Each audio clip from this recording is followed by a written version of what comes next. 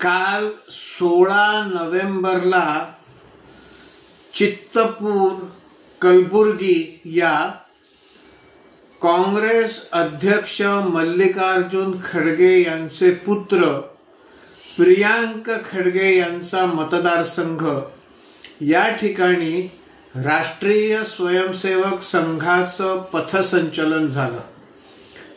संघाच्या स्थापनेला 100 वर्ष पूर्ण झाली।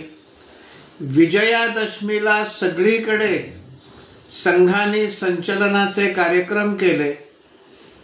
चित्तपूर कलबुर्गीमध्ये प्रियांक खड़गेंनी आपला प्रभाव टाकून प्रशासनाला या संचलनाला परवानगी नाकारायला लावली।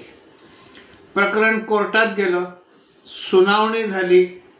प्रशासनामार्फत आणि आणखीन काही मंडळींमार्फत अनेक प्रकारच्या हरकती आल्या आणि शेवटी कोर्टानं संघाच्या संचलनाला परवानगी दिली।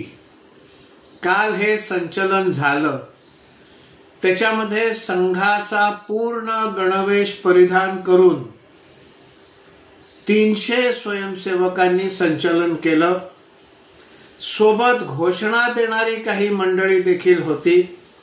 संपूर्ण मार्गभर लोकांनी भगवे झेंडे लावून संचलनावर फुलांचा वर्षाव करून संचलनाचं मोठ्या प्रमाणात स्वागत केलं आणि त्यामुळे अशा प्रकारचे निर्बंध घालून संघ बंद करता येत नाही हे संबंधितांनी लक्षात घेतलं पाहिजे।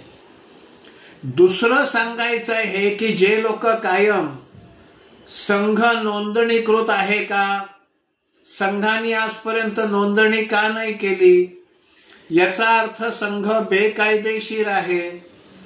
संघाने नोंदणी केली नाही म्हणून जर संघ बेकायदेशीर आहे हे जर खरं असतं तर कोर्टानं परवानगी दिली असती का?